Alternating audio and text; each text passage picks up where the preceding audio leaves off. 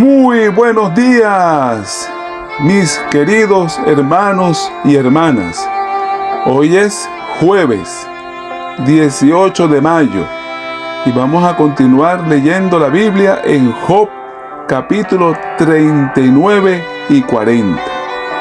Allí Dios continúa cuestionando a Job con algunos hechos de la naturaleza que Job conocía de forma superficial, como nosotros los seres humanos, ¿verdad? Que a través de la observación y a través del estudio que han hecho algunos botánicos, podemos conocer de la naturaleza, pero las profundidades son un misterio.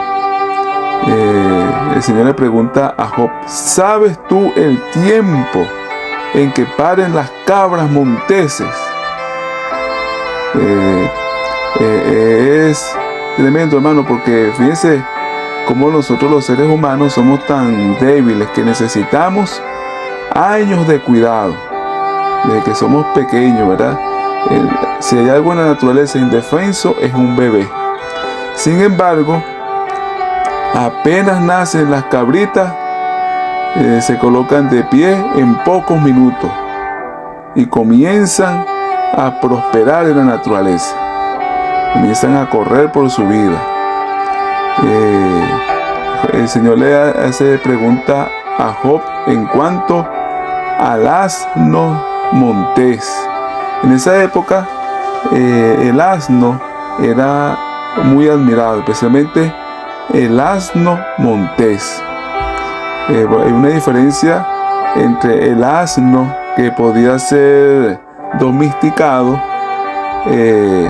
incluso podían ser domesticados las fieras como el tigre, el león, pero sin embargo al asno montés nadie podía domesticarlo. Era un animal que daba envidia por su libertad.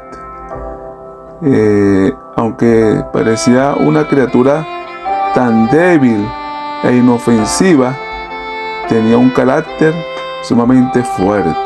También el Señor hace referencia a un animal que fue extinto aproximadamente en el año 1627, que es el uros.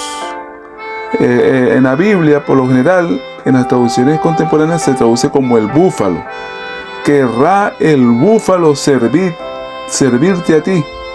En la versión King James, en inglés se traduce como unicornio, pero realmente se refiere al uros, un animal temible, poderoso. Solamente el elefante podía superarlo en la estatura, en tamaño, y también era más o menos como un hipopótamo. Entonces el Señor le pregunta a Job: ¿atarás tú al uros con yunda para el surco? Es como que si Job utilizara a un rinoceronte para arar al campo o para ponerlo en su granero. Esos son animales demasiado poderosos, eso no se pueden domesticar así tan fácil. También Dios le pregunta a Job por las alas del pavo real y las alas y plumas del avestruz, que aunque son animales que tienen alas, no pueden volar. Y eso lo hace Dios en su sabiduría, hermano. Y es como una forma cómica, ¿verdad?, que Dios se está refiriendo a Job, ya que hay animales que Dios creó para el servicio del ser humano, pero hay otros animales que Dios creó simplemente para que sean como un adorno, y eso es parte de su plan. El Señor le pregunta a Job: ¿diste tú al caballo a la fuerza? Como muchos de nosotros podemos impresionarnos por la fuerza majestuosa del caballo. Sin embargo, Job no tenía la fuerza para transmitirla al caballo. Esas son obras de Dios. Esa fuerza venía de Dios y no de Job ni de ningún hombre. Nosotros no podemos hacer un animal así. Nosotros no podemos controlar un animal así. Incluso la montura bien domada y mejor entrenada puede romper las ataduras del jinete más hábil. De modo que ni siquiera el único animal domesticado, incluso en la lista, está completamente bajo el control del hombre. Cuando un caballo se enfurece, bueno, nadie lo puede aguantar. Solo el Todopoderoso. Esta criatura, por lo tanto, es un ejemplo del poder y sabiduría de Dios. Ahora, Dios lo que le está diciendo a Job, mira Job, si el caballo es tan fuerte y belicoso y que no le tiene miedo a nada, porque cuando el caballo iba a la guerra, obedecía la orden del jinete sin importar la espada, la lanza, ¿verdad? Si ese animal es tan valiente y tan fuerte, ¿cómo será el Todopoderoso que lo creó a él? El Señor dice, vuela el gavilán por tu sabiduría. Entonces puedes considerar cómo vuelan las aves. Conoce su mecánica, Job. Es tremendo, ¿verdad? Cómo realmente es asombroso cómo Dios creó estas criaturas. Podría parecer que Dios estaba siendo duro con Job, pero uno debe comparar lo que Dios le dijo a Job con lo que los acusadores de Job pensaron que Dios debía decirle. Dios no vino a Job como juez o ni siquiera como un policía. Llegó a Job como un maestro amoroso, atractivo, vívido, poderoso y divertido.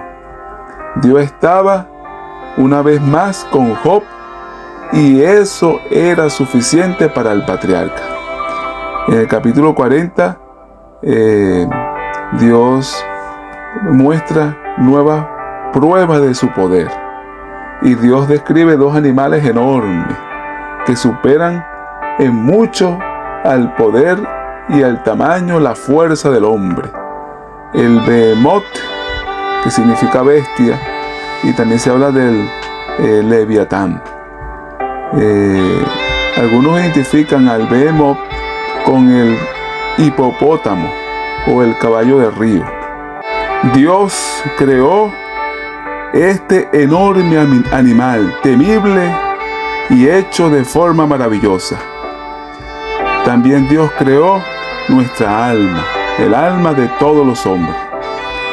De manera que todo hombre piadoso tiene armas espirituales, toda la armadura de Dios para resistir y vencer al tentador, sin importar cómo sea su frágil carne y su cuerpo mortal.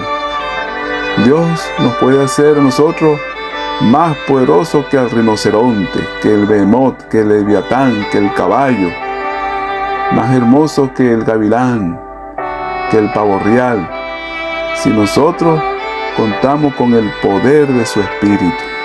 Finalmente, ahí mismo en el capítulo 40 leemos que Job se humilla, porque la comunión con el Señor convence y humilla efectivamente al santo y lo alegra de alejarse de sus pecados más apreciados. Es necesario estar totalmente convencido y humillado como preparación para liberaciones notables. Después que Dios hubo mostrado a Job lo incapaz que era de juzgar los métodos y designios de la providencia, por su manifiesta ignorancia de las obras de la naturaleza, le plantea una pregunta convincente. El que contiende con el Todopoderoso va a darle instrucciones. Imposible, hermano. Ahora Job empieza a derretirse en santo pesar. No se rindió cuando sus amigos razonaron con él, pero la voz del Señor es poderosa. Cuando llega el Espíritu de verdad, Él convence. Job se rinde a la gracia de Dios. Se confiesa ofensor y nada tiene que decir para justificarse. Ahora entiende que ha pecado y por tanto se califica de vil. Ahora Job está convencido de su error. Y hermanos, verdaderamente cuando nosotros somos sensibles al Espíritu, reconocemos nuestra pecaminosidad y vileza y no nos atrevemos a justificarnos delante de Dios. Y Job notó que era un pobre pecador, necio y malo, y que no debía haber dicho una sola palabra contra la conducta divina. Vamos a leer estos capítulos, hermanos, y vamos a aprender de Job. Que el Señor nos ayude, ¿verdad?, en este día también a arrepentirnos de nuestro pecado y a poner nuestra vida en orden con el Dios sabio y poderoso que rige este universo. ¡Maranata! ¡Cristo viene! Bendiciones para todos, mis hermanos.